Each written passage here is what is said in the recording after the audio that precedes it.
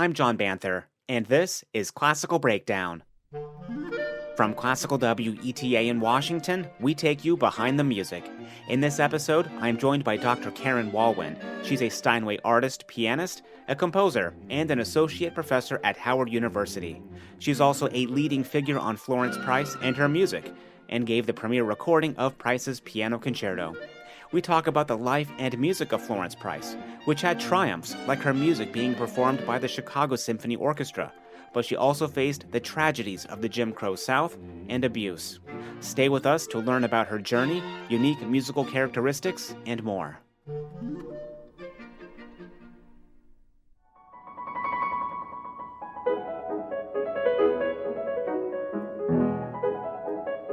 What are we listening to, Karen? The last movement, the last dance from In the Lano Cotton Suite by Florence Price.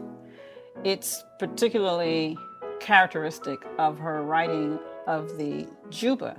The Juba dance was a very special characteristic from the days of slavery because it was the kind of rhythm that a lot of the slaves would dance to when they were celebrating marriages or births, kind of a 1, 2, 3, 4, 1, 2, 3, 4, 1, 2, 3, 4. The emphasis is on the 2 and the 4. And so it's meant to be very spirited, very light, and not too fast, as a matter of fact. Okay. That was one of the pieces that was also discovered in 2009, wasn't it? That was one of the pieces that I was very blessed to have had the opportunity to receive. The pieces that I had a chance to take a look at were especially beautiful in the way that she paints. She paints pictures with the notes, and the titles are represented literally by the image of the writing on the page.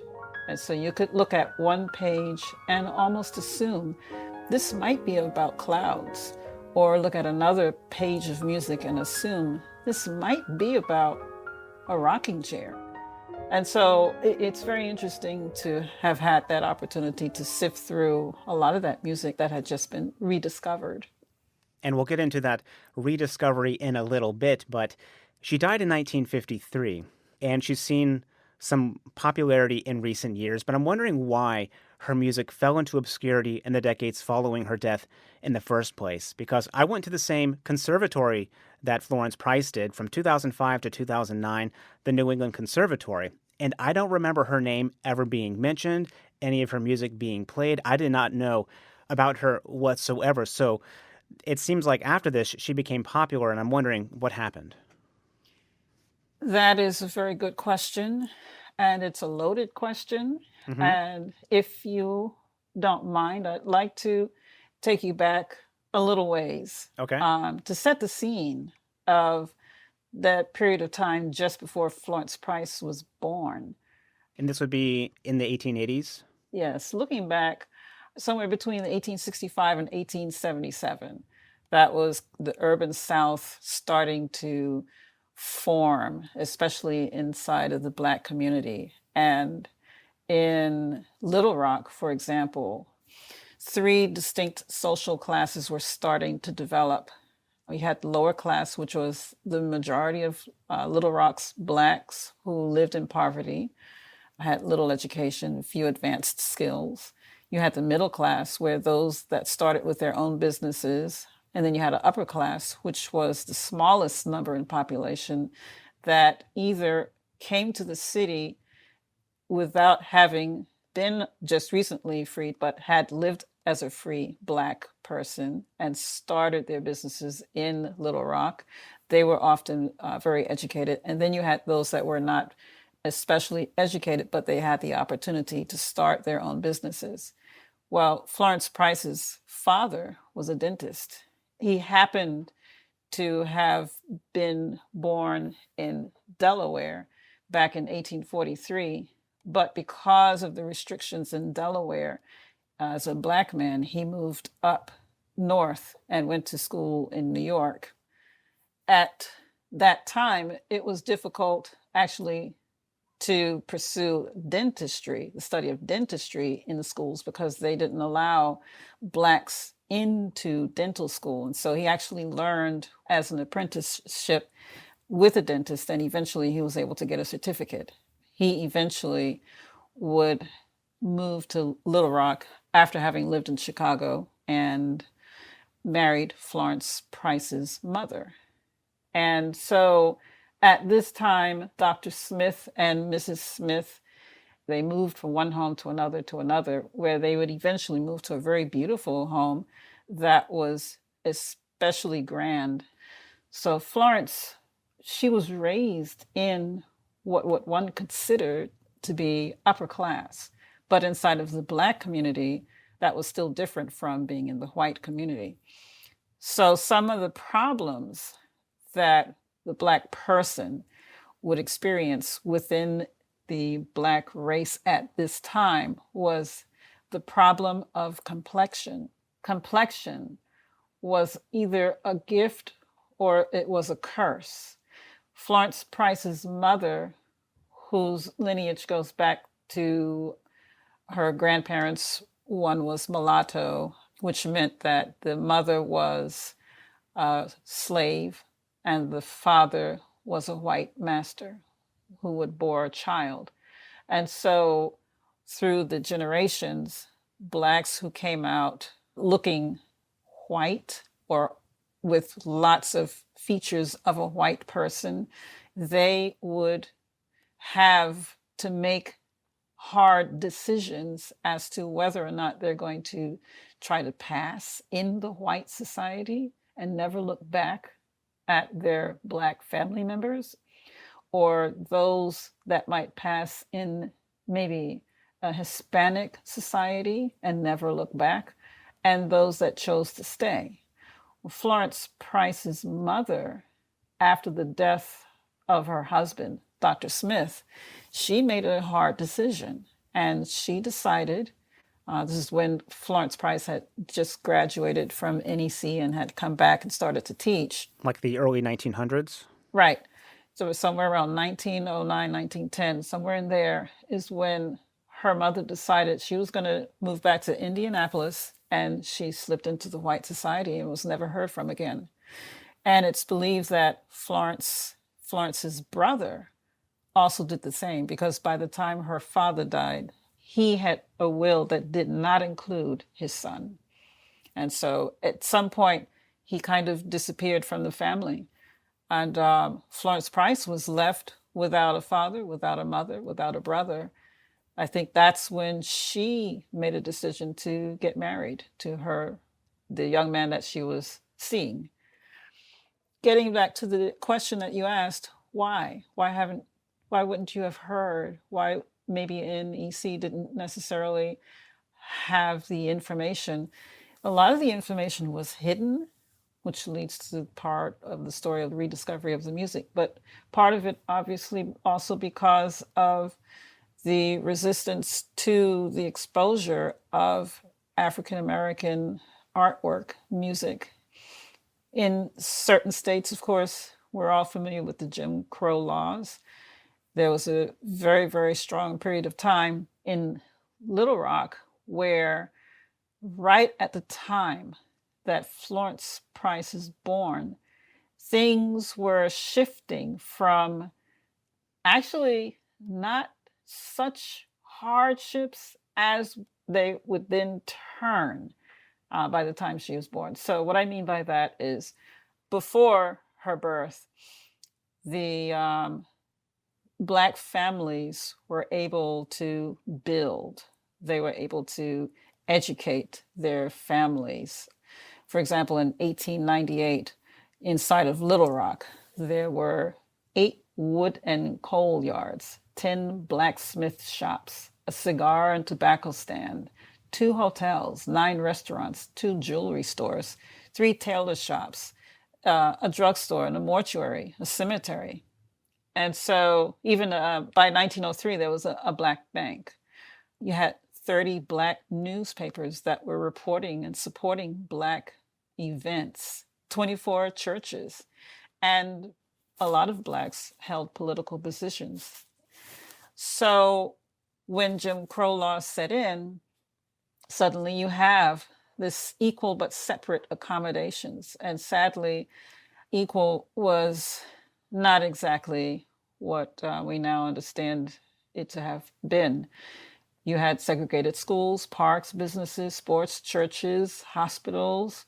I read a passage from Raylinda Brown's The Heart of a Woman on the life and music of Florence B. Price, where Florence would ride the train and she was exposed to such a different quality of life compared to what she had grown up in. The train experience, being in the back of the train, the dirtiness, the disrespect and rudeness from the whites.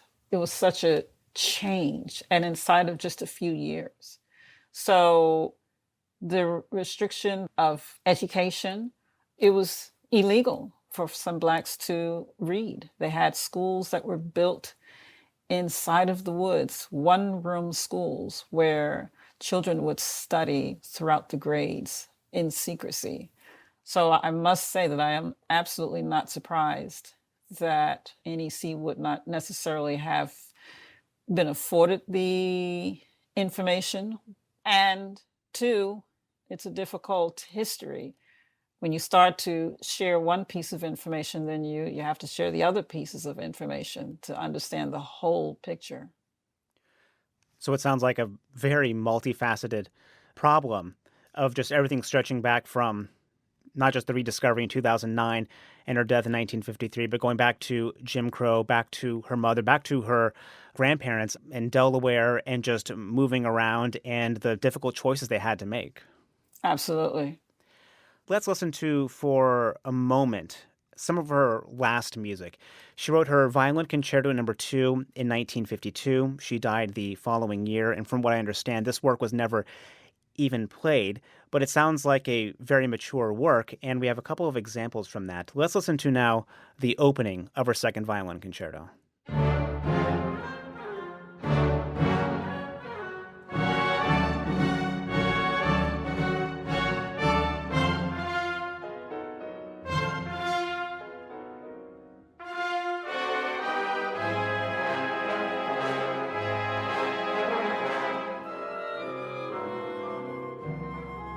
It's a very peculiar opening to a violin concerto. We have a piano jumping in towards the beginning, which is unusual. The sound is very American and very New England sounding as well, and I guess that would go back to her studying at NEC. It's dissonant. It's got these combinations of brass and winds already right at the top. It's very, very different, and it's a shame that we never heard that, or that she never heard it in her lifetime. Yes, and also some things that are particularly characteristic of her writing is the pentatonic scale, which is taken out of the slave tradition in harmonically speaking.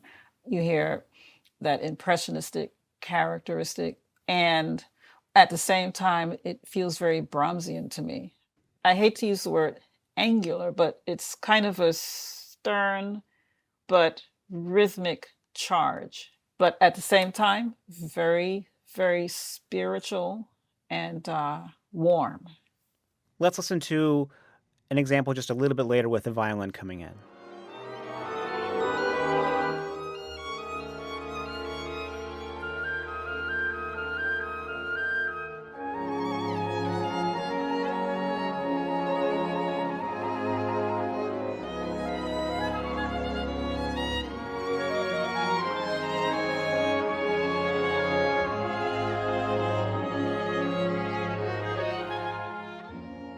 And what I especially love about her music, Karen, is that it's so multifaceted with the things that you've been describing so far, use of pentatonic scale, not angular, but that kind of idea. And then also with earlier, the rhythm from a juba dance. It's like you're looking at this multifaceted prism and you see all different kinds of things, and that we're hearing her own sound, but then it's almost like a glimpse of Debussy and then a glimpse of Eric Korngold, all these composers that preceded her. Exactly. And one thing I wanted to mention was that plagal cadence, which I thought about. That plagal cadence, that's what we hear at the end of like a hymn with the Yeah, amen yeah. being sung. And she does a lot of that movement, and she also seems to like to take us to deceptive cadences, which apparently is something also characteristic of her writing. I also like to draw your attention to the falling fourths and sometimes the falling thirds. When I used to go to church with my mom in Cumberland, Virginia, the choir used to sing. And of course, as a kid, I'm thinking, I have perfect pitch. And I'm wondering, why are they singing off pitch? And so I used to ask my mom, why? But what I started to finally realize, they're not singing off pitch, they're falling. And so sometimes they go just above the third, almost to the fourth, and then they fall back down to the one. And so I started to realize, well, that's like a sigh. That's a sigh that comes straight out of the Negro spiritual. And when you think about the singing during those times, Negro spirituals were sung for so many different occasions, from death to birth and everything in between. And so, of course, this is their moment to rejoice. It's their moment to let out the frustrations. It's the moment for them to mourn. And so there's a lot of power in that falling interval. And I hear that a lot in her music. Okay. Well, we're going to put on the show notes page more information about cadences, but you do hear that cascading thirds and fourths and a mix of them that you're describing, which brings to that back to that style you're talking about with spirituals. We just did an episode on Dvorak's Symphony Number 9, and Dvorak is talking about using ideas and as source material spirituals and Native American music characteristics. And famously in 1893 in the New York Herald was telling kind of a call to action to composers. Look, you have all of the rich source material here. Yes. In America, you've got, Right. I mean, it's music from the ground. And of course, basically everyone ignored him. But you see here, Florence Price doing exactly what he said, using all of those themes, all of those ideas to create this rich symphonic tapestry that, well, it's our own American sound. Exactly. And her teacher, George Chadwick, also encouraged her to use these materials. And so, thinking back about that time at NEC, she was there from the age of 16 to 19. And it's strange that the address that she submitted for her third year was in Pueblo, Mexico. Okay. And clearly, for some reason, something changed and she needed to pass as other. Okay. And so the conflict of her trying to pass as other at the same time writing music that truly, truly embraces her heritage is very curious. And going back to what you were describing before, her early life, her mother and her father, and the decision that her mother made to move away and pass as other, was there a confliction with Florence Price using all of this thematic material and ideas from the past, but her mother was trying to move on or move away from that? Was there conflict in that? So, from my readings, I understand that she would share these stories with her daughter. And so there is mention from the daughter that would express the issue of grandma made a decision, to go back to Indianapolis and to pass as white. The daughter, I don't know what happened after Florence Price's death, but it kind of leads to ponder the idea that perhaps the family members were not as engaged for the reasons that her grandmother chose. It's not very clear. But the fact is that Florence Price herself repeatedly fought for her music, and interestingly, when she would write letters to get her music exposed, sometimes with each letter, she would have to express more and more. I realized that I'm also a woman. I have these two things against me, but would you still consider taking a look at my music? So she fought quite a bit in her way. For example, letters to the conductor of the BSO, Sergei Kusevitsky. The Boston Symphony.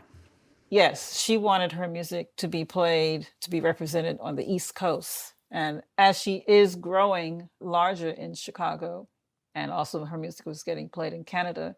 So I'd like to read to you a little quote from her second letter. The first letter, she had sent a copy of her scores of the E minor symphony and the piano concerto, and it was a very short note. She was 48 at the time, 1935. And I think she just kindly asked if he would take a look.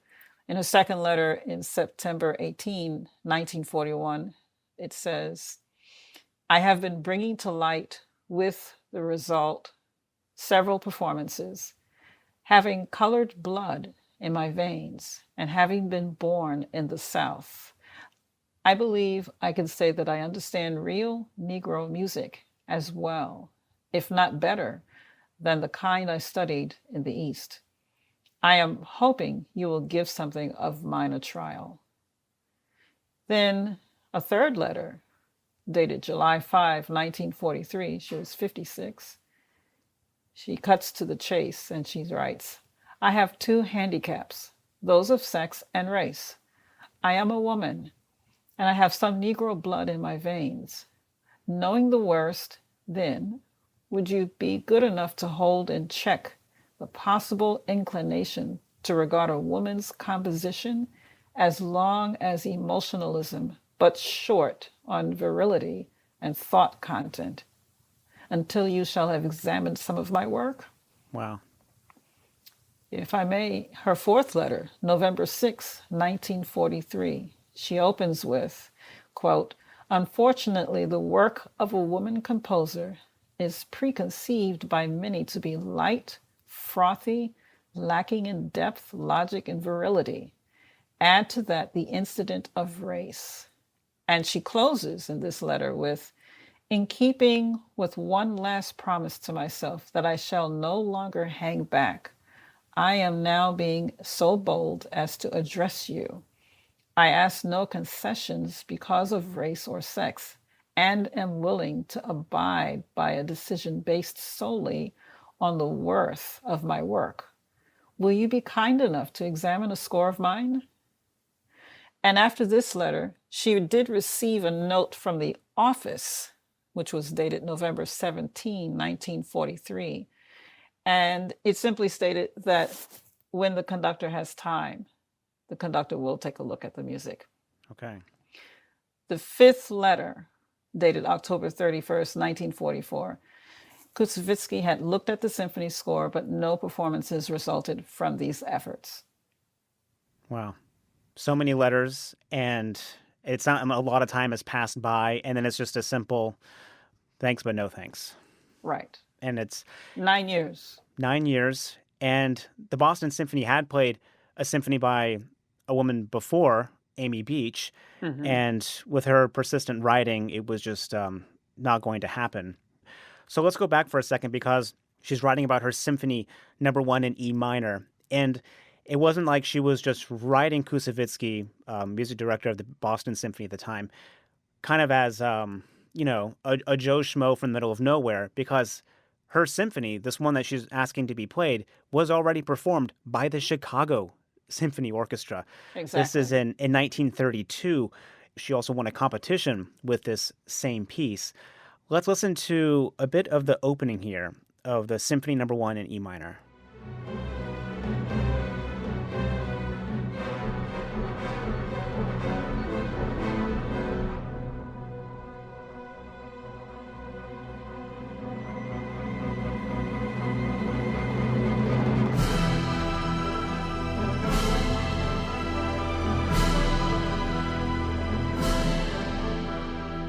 I'm reminded of Beethoven's sustained dominant pedal leading back to the recapitulation in this moment, mixed in with that very strong 1 to 4 back to 1 movement, bringing back that hymn element, the spiritual element.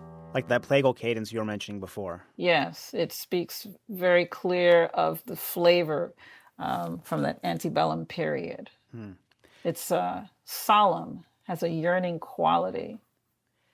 And it has a lot of those same qualities. It sounds like she was taking inspiration from Dvorak in his Ninth Symphony use of pentatonic. It's an E minor. It has this very intense opening. It's funny. She has to write, "My music is not frothy. Please just take a look." It immediately grabs your attention.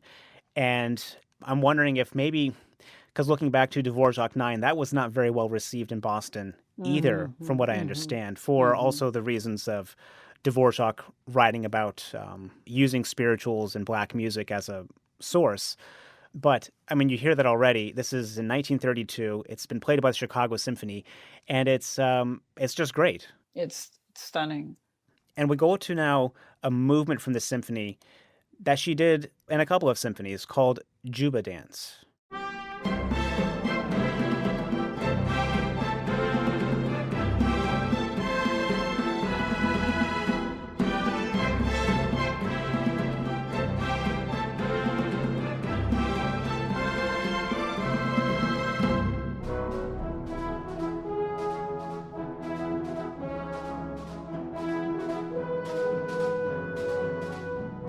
It's interesting how she uses the syncopation. She emphasizes the 2 and 4, if you look at it from a 4/8, with against the steadiness in the bottom instruments. And it's important to note that these movements don't need to go so fast.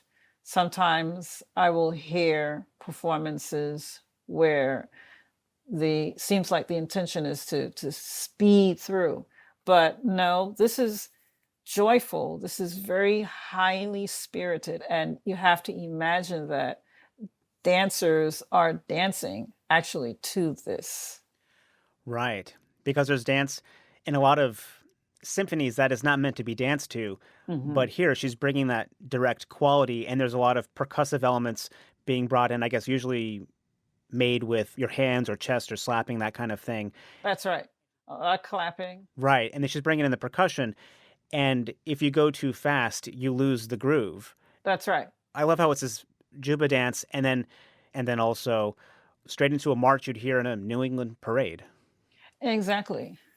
I'm thinking also that if you think about tap dancing, which came from this Juba. So my question was going to be, she wins a composing competition with this symphony. The symphony is performed by the Chicago Symphony Orchestra. And the question is, well, you would assume that after this, there would be a big step up in a composer's career. There would be other commissions from big orchestras like the Boston Symphony. And it's sounding more clear that that never really happened. So we know the Boston Symphony at this time, what happened with the letters that you were describing. Was there any other success or her music getting more popular after this first symphony being premiered? So between the years of from the early 1930s right up to her death, her career, especially within the Chicago area, was growing exponentially. She was getting commissions from the support of associations, like, for example, the Chicago Club of Women Organists, the Musicians Club of Women. So she had a lot of commissions that kept her writing. She was very busy with the commissions, with performances as well. But at the same time, she was struggling financially because personally, what happened about probably within the first year or two after arriving to Chicago, she and her husband separated.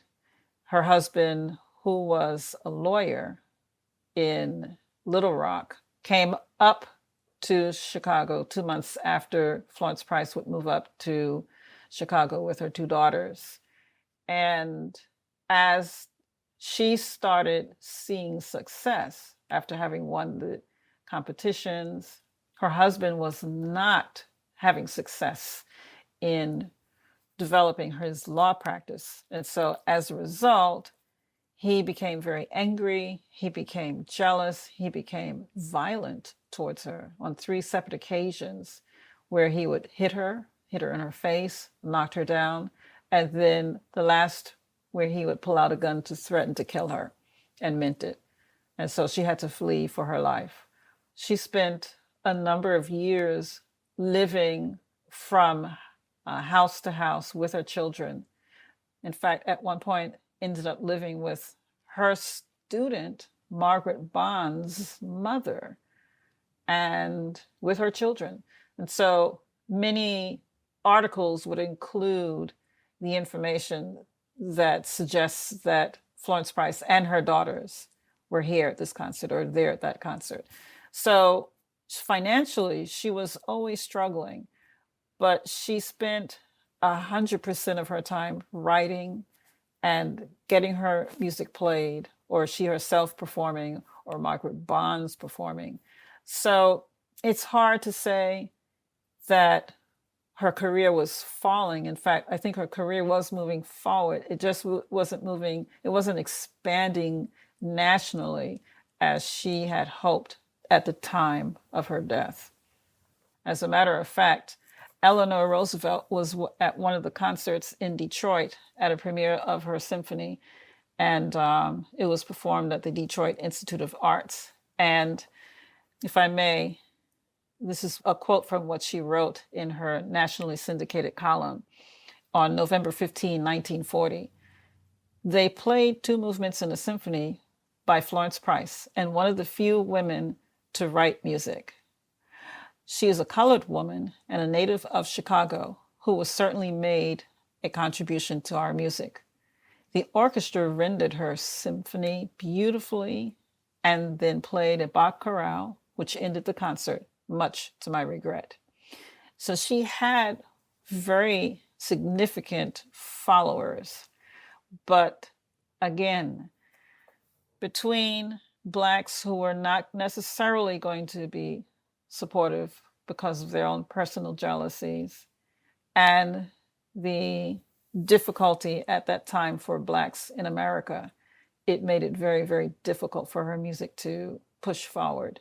Let's listen to another work that she wrote just a couple of years after her Symphony Number 1. This is from 1934, and it's her piano concerto. So she's writing symphonies, a lot of works for piano, violin concertos, and piano concerto. And the piano concerto, from what I understand, it's in one movement. It had to be reconstructed a bit. And we have a recording here that's you with the New Black Repertory Ensemble and Leslie B. Dunner conducting. Here's a little example of the first section of the piano concerto.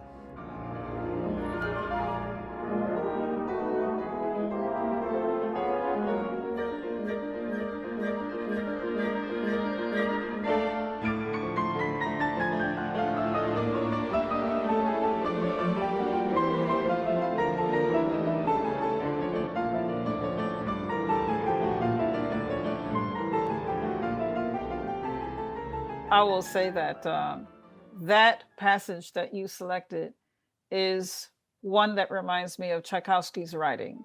You have these octave passages in the right in triplets against the ascending groups of 4/16 notes. So in contrary motion, two different activities, rhythmically and physically, was ferocious. And it speaks of the power as a pianist that she had to have been. As well, it speaks highly of Margaret Bonds, her student, who would perform this with the Women's Symphony Orchestra. But this particular writing is in sharp contrast to her smaller works. Her smaller works are intricate, they're delicate, they're transparent. The large-scale works are much more massive, physically, texturally, and extremely demanding. And there's not a lot of composers who can do that, go through all of those different soundscapes. And we'll put links on the show notes page to examples of these recordings. This one is of you, and we're going to put more on the show notes page. We'll go now to something that we teased so gently in the beginning. That is a rediscovery of her music in 2009, not just figuratively, but kind of literally. A whole stack of boxes of her music was discovered in a home, like in the attic, back in 2009. Can you tell us a bit about that? So I had the opportunity to drive to Chicago to see what I thought was her actual home in Kankakee. A dear friend of mine, Morris Phibbs, who was the executive director of the Center of Black Research. We drove there thinking that we were arriving to the actual abandoned home. This was just a few years ago, I think back about 3 or 4 years ago.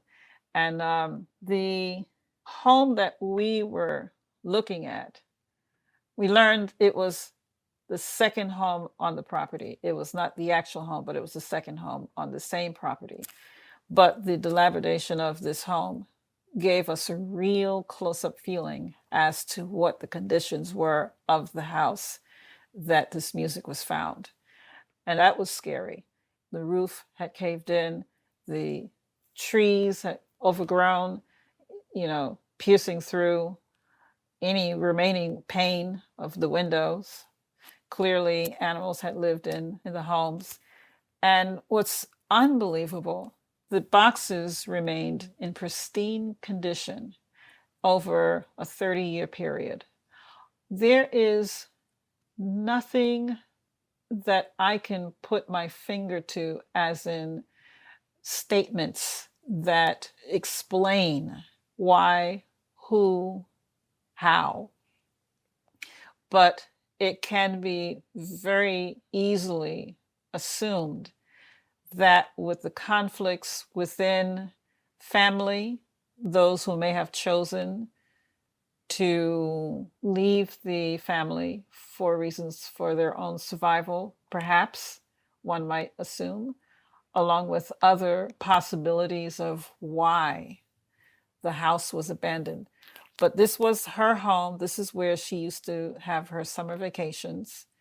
The music that was discovered was music that had just not been touched in those many decades. Wow. The house is dilapidated, falling apart. Trees are growing in. There's animals. I mean, it's just like, as you would imagine, a home being abandoned for decades. Yet sitting there for all that time, these boxes of music. And it sounds like it was basically they were spared the disaster.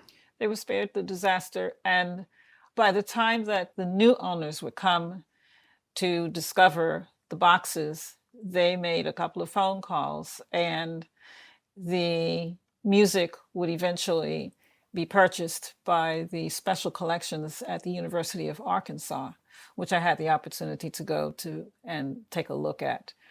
It is probably one of the most amazing discoveries in our American history. The music just reveals a couple of very important issues. One, the abandonment of the music. It also leads me to suggest the abandonment from the family, because at least 4 years ago, when I did visit Chicago, I did visit her grave in the cemetery, Lincoln Cemetery, and it was basically unmarked.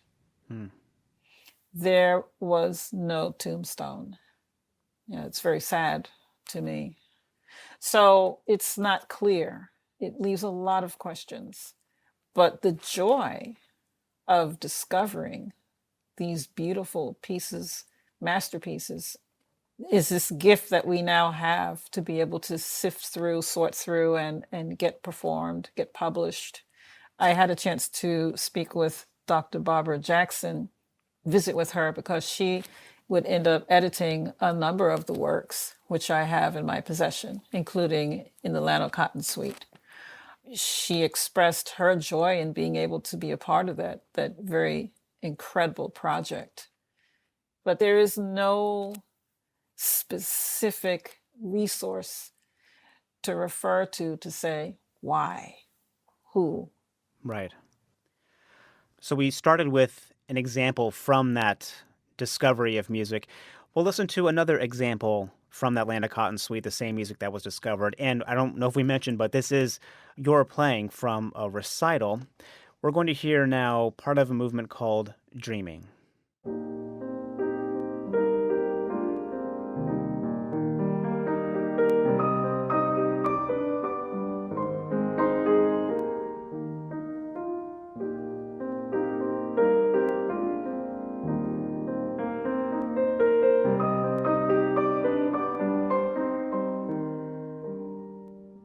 It's just beautiful. It is something that almost words can't describe when I think about how beautiful she writes after following the most scariest, frightening moment in her life. And if I may go back in time, in 1927, she and her husband and two children were left with a very, very difficult decision, and that was to flee Little Rock.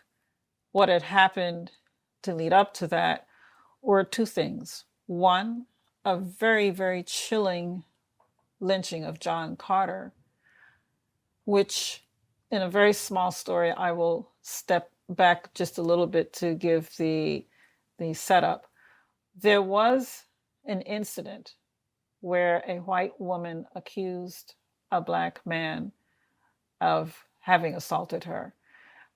And she would later admit that it was not that gentleman, but it was her friend who was a white man. But the news had gotten out, and there was a mob that formed. This mob wanted to hunt this man down and kill him and lynch him. And so when the police got a hold of that, I think they were in the midst of trying to ease the tensions between the whites and blacks at the time. And so they made their attempt to hide this gentleman from the mob. And so as a result, the mob became even more infuriated and charged and needed to find their man, to hunt that man down, hunt a black man down. So they found one. And John Carter happened to be that man that they chose, though he did nothing wrong. They killed him. They dragged his body behind a truck for approximately 5 miles down the center boulevard in the black community of Little Rock. And they stopped right at the intersection, which was where the Mosaic Templars had been built. And right next door was Florence Price's husband's law practice adjacent to this building. And so in front of his law practice, this body of John Carter was hung, and gasoline was poured onto his body. And the mobsters ran into the AME church across the street and pulled out everything that was flammable and set it afire underneath his body and burned his body. So that in of itself, I just can't understand the presence of mind. How do you go on from something that happened just in front of your establishment? Her home was approximately 1/2 mile down from this horrific scene. After this, allegedly, a story of a white child had been killed by a black man surfaced. Don't know if there was any truth to it, but it didn't matter because families left. They left. And Florence Price took her 2 daughters and fled to Chicago. And it escapes me as to how she would have the presence of mind to then write these kinds of beautiful works.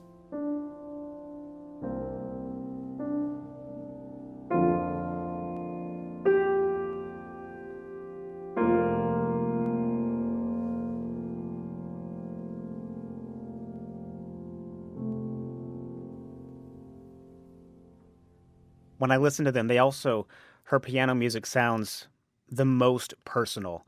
There's a lot of composers who write piano music, and it's kind of, it's just for them. It's probably Yes. not going to get published. It's just for them. And it sounds like a lot of this music that she's writing is similar. It sounds so personal, and she sees unthinkable tragedy, the horrors that society is bringing on her and her community, and that she has to flee for your life, and then sit down and write this and keep moving on. A lot of her writing for piano, as you said, was very personal. And I think it also connects to the reflections on spirituals, because a lot of the spirituals had messages such as, there's a meeting tonight, there's trouble in the world, I can't stand the fire, go in the wilderness, happy morning. Price's titles are, in a sense, similar.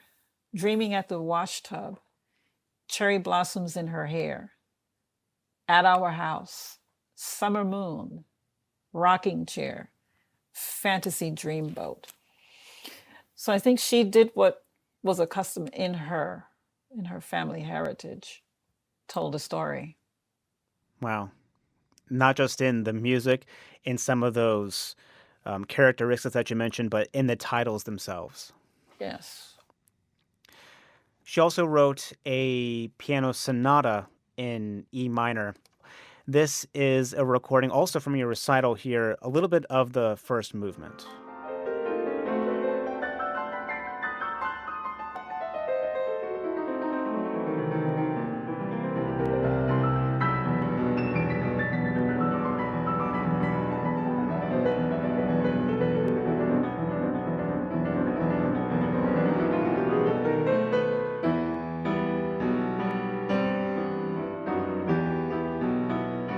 So we're hearing a testament to her as a pianist, being able to play these huge Chopin-esque, chords reaching very far with your fingers.